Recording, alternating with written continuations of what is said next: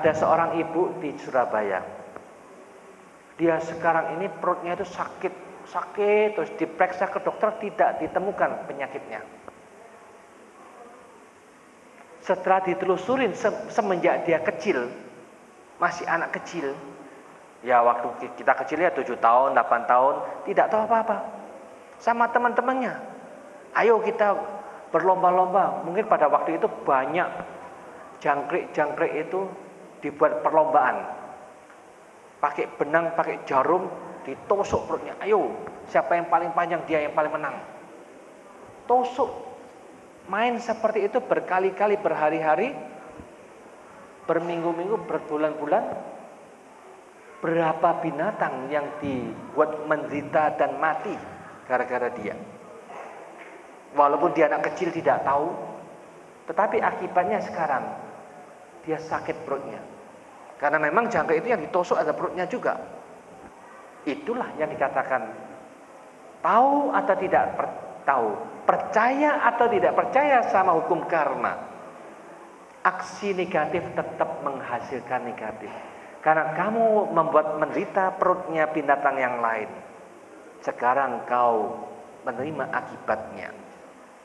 Maka dari itu Sang Buddha katakan, apapun yang Sang Buddha ajarkan ini, itu punya alasan yang sangat-sangat bagus untuk kita sendiri. Kalau kita bisa menghindar, tidak melakukan kejahatan itu membawa manfaat, membawa faedah untuk diri kita. Tetapi kalau kita sudah mendapatkan musibah yang seperti itu, banyak juga ada umat kita yang sudah sakit dan dokter bilang sudah tidak ada obatnya.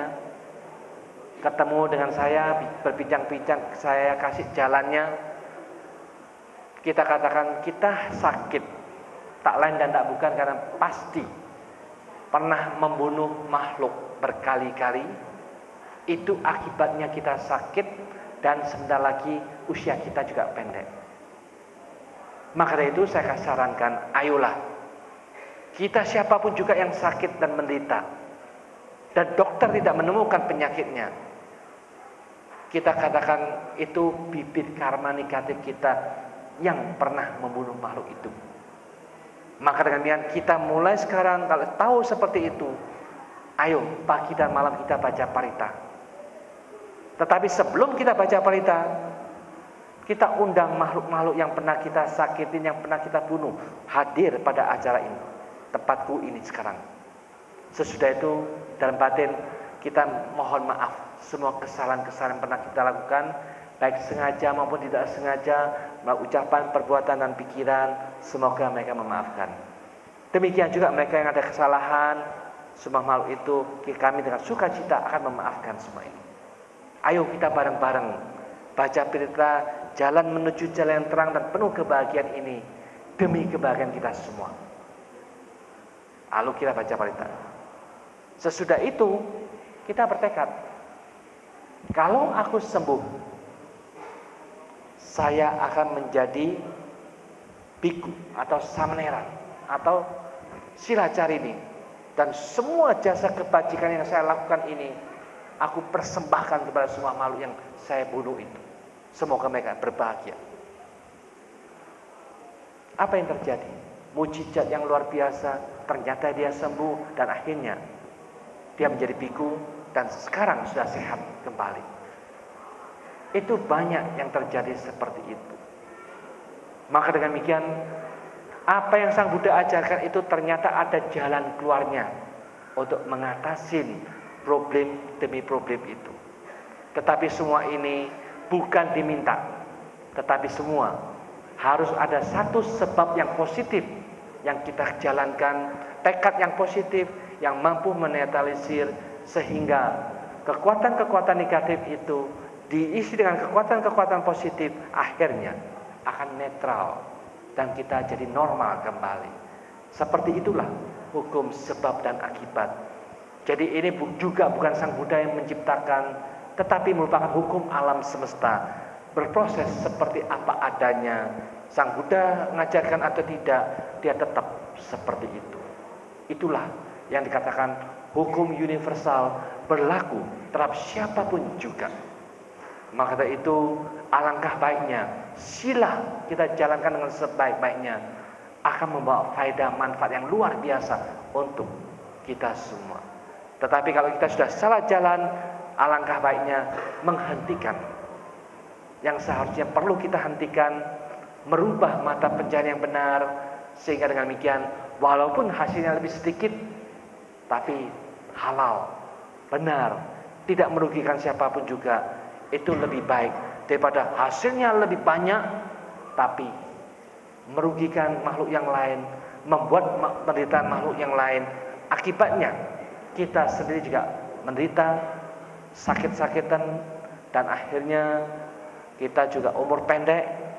Ketika meninggal, kalau kita sering membunuh makhluk hidup, pasti kita akan menuju alam yang sengsara. Maka dari itu, supaya kita terhindar dari hal-hal yang tidak kita inginkan, supaya kehidupan kita dalam kelahiran apapun juga selalu sehat, tidak ada penyakit, dan tidak akan terlahir di alam sengsara, sila kita jaga dengan baik. Itulah jaminan kita lebih bahagia di bumi ini, bahagia di alam selanjutnya, dan kelahiran yang akan datang kita tidak pernah sakit, badan sehat, umur kita juga panjang. Itu manfaat menjalankan tidak membunuh makhluk hidup. Tetapi kalau kita lihat banyak orang sakit, banyak orang yang meninggal muda, banyak orang yang kecelakaan, itu dia harus membayar utang karena karma yang sering membunuh makhluk hidup. Ya, sudah cukup jelas. Jadi memang kita harus tegas, berani bicara, sebaiknya dihindarin hal yang negatif itu. Ya, mata pencaharian yang tidak benar memang sebaiknya dihindarinlah.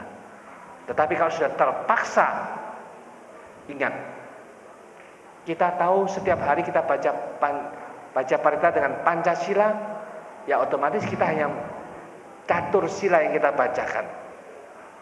Jadi adina, kamesu, musawada, surameraya, tapi panatipata kita tidak bacakan. Karena kita tahu aku pasti melanggar. Ya tak? 4 sila kita jalankan dengan sungguh-sungguh, tetapi berusaha dengan sungguh-sungguh juga. Kapan kita harus menghentikan itu? Baru kita bisa mendapatkan jalan yang lebih baik. Tetapi kalau kita tetap terpaksa, karena ini mata pencarian saya. Keahlian saya hanya bisa menangkap ikan. Keahlian saya hanya bisa membunuh kambing, sapi, ayam. Karena setiap kita membunuh satu ini dapatnya sekian, lumayan. Ya toh? Jangan pikir uangnya. Tidak seimbang. Karena ada umat kita juga tanya pada saya, Bante, saya sudah punya tanah 3 hektar, Bante. Dan saya sudah dapat izin untuk membuat peternak babi. Bagaimana Bante menurut Bante? Walaupun kamu dapat keuntungan dari peternakan babi itu, kamu sumbangkan ke wihara manapun juga untuk sosial, tidak seimbang dengan karma buruk yang kamu lakukan itu. Lebih baik jangan dilakukan kalau memang belum dilakukan. Kalau kita sudah lakukan, ayolah coba hentikan. Karena itu tidak ada manfaat, malah membuat susah makhluk yang lain susah. Nanti kehidupan yang akan datang kita juga susah. Kita harus memikul beban yang menderita sekali di alam sengsara. Nanti kekuatan habis, kita lahir sebagai manusia sakit-sakitan, jangan usia pendek. Berkali-kali kita begitu, mati dengan usia pendek, sakit ini sakit itu, sampai tak terhitung banyaknya. Karena kita tiap beternak babi itu untuk motong itu akhirnya luar biasa. Mungkin sebulan bisa ribuan yang kita bunuh nanti. Kalau satu kali kita membunuh itu, akibatnya harus 500 kali buah yang harus kita terima. Kalau 1.000, 500.000 kali. Kalau 1 tahun berapa itu? Tidak terhitung penderitaan kita. Jadi tidak cocok lah, walaupun itu untungnya luar biasa, tidak ada faedahnya. Lebih baik kita teruskan. Jangan punya mata pencaharian yang seperti itu. Walaupun itu sangat menguntungkan, tetapi tidak bermanfaat untuk kemajuan batin kita, kita akan merosot, kita akan menderita di alam sengsara. Kita akan sakit-sakitan, kita akan usianya pendek. Dan kita sudah mengalami penderitaan yang di alam sengsara itu. Dan akhirnya pasti kita akan juga lahir ke alam binatang itu, dibunuh, tak terhitung banyaknya.